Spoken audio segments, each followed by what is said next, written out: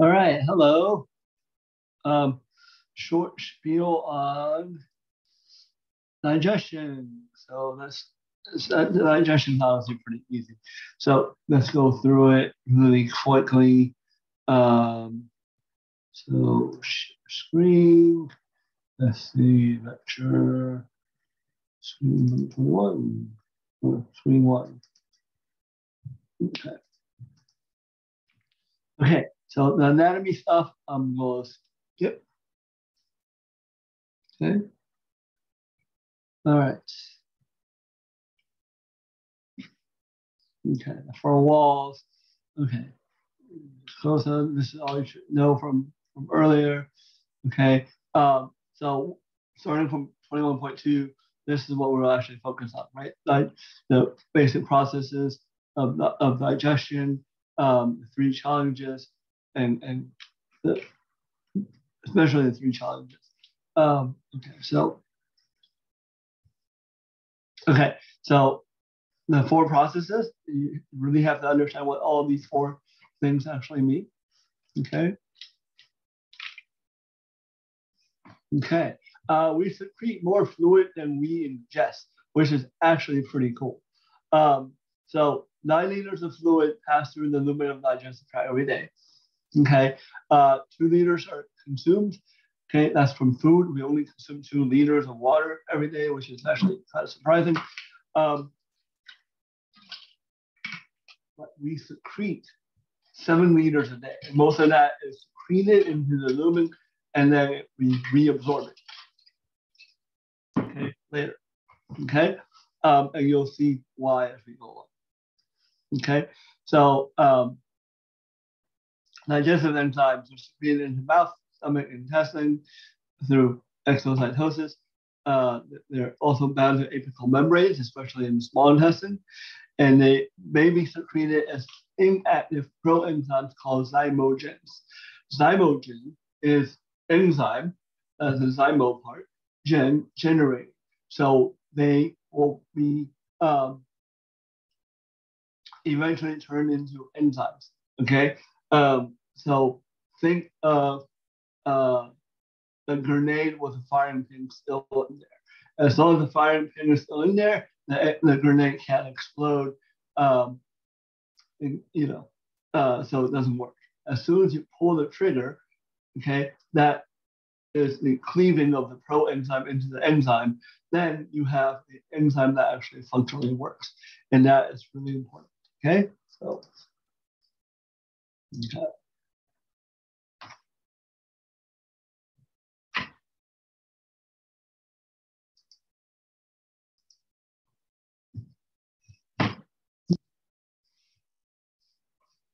Okay, so this mass balance chart is pretty interesting. But you can see where all the secretions are coming in. Okay, um, from you produce 1.5 liters of saliva, you produce 0.5 liter of bile. Gastric secretions from the stomach is 2 liters. Pancreatic juice that you make is 1.5 liters. Your large intestine also secretes a bunch of things. So 9 liters of total output into the lumen, and you reabsorb most of it in the small intestine, and then left over in the large intestine. Okay, and then finally you lose 1.1 liters in the feces, very little. Okay.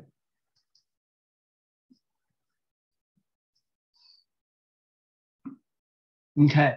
So the GI motility, the smooth muscles contract spontaneously. So like the heart, the smooth muscles actually contract by themselves. They're autorhythmic.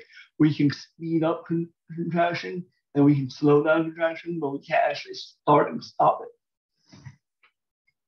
Okay. Um, so slow wave potentials originate in the interstitial cells, Cahal, which again is algorithmic. Okay. Um, and there's two purposes. One is to constantly move the food throughout the tract.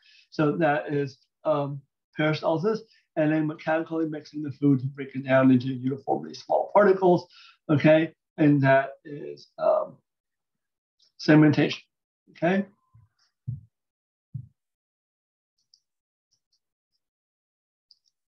Okay, so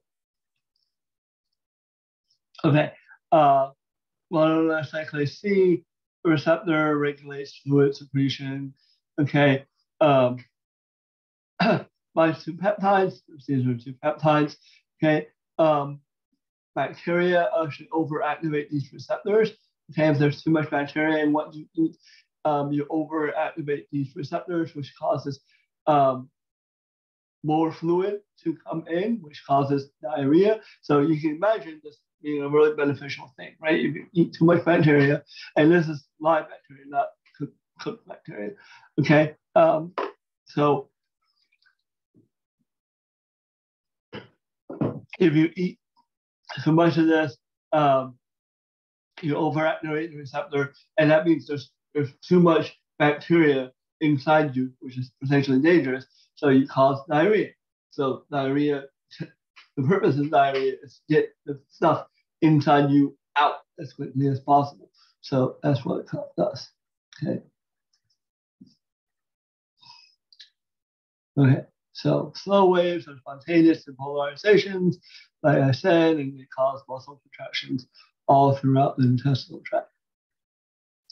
Okay.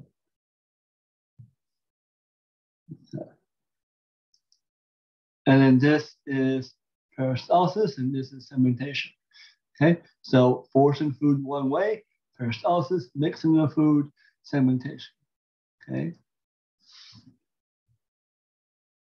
Okay, so it's a little bit weird. The stomach actually has its own little nervous system called the enteric nervous system. Okay, it controls the motility, secretion, and growth of the digestive tract. It has intrinsic neurons, which is like a little brain, kind of, and people describe it as little brain. It really isn't, but you know, it has something that functions kind of like it. Okay, you have extrinsic neurons from the CNS to the digestive tract. Okay, has glial cells, blah blah, all this stuff. Okay. Okay. Short reflexes integrate into the enteric nervous system. Long reflexes integrate into the CNS. Okay, those are called cephalic reflexes. Okay, so okay. So here is the middle brain, the enteric nervous system. Okay.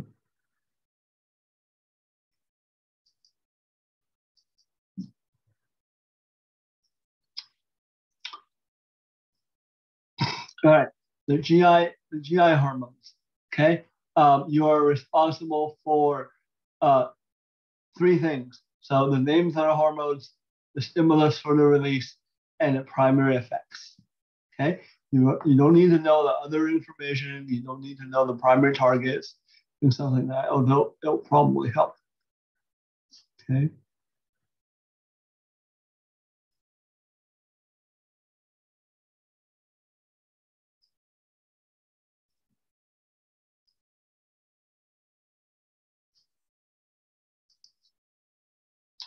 Okay, so a quick overview of digestion.